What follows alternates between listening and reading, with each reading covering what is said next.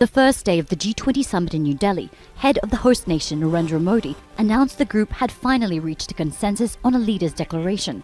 घोषणा करता हूं. Hard won after days of negotiation to overcome deep divisions about the war in Ukraine.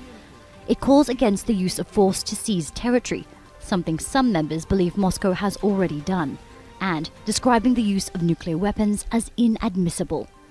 It noted divergent views on the conflict, but included a more unified call to do more to tackle the climate crisis and provide much-needed debt relief to emerging economies. Many of them have still not recovered, particularly in Africa and even many parts of Asia. Many have not recovered from the blow that the pandemic inflicted on their economies. The group agreed to an annual fund of $4 trillion to accelerate the transition to renewable energy and $6 trillion before 2030 to help developing countries reach emissions targets. Earlier, African Union chairperson Azali Assoumani was warmly welcomed as he took his seat at the G20 table for the first time. The addition was welcomed by the AU's 55 member states, including South Africa, which was previously the only African member of the G20.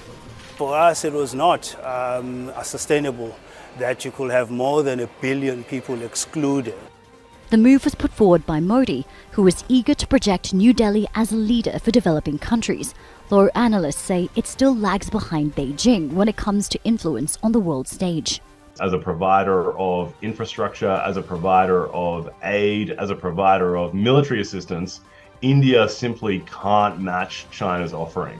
However, the first day ended with an initiative designed to do just that.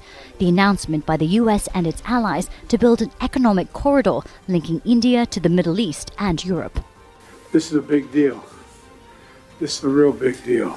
The economic corridor is seen as a plan to rival China's Belt and Road Initiative, which connects Asia to Africa and Europe.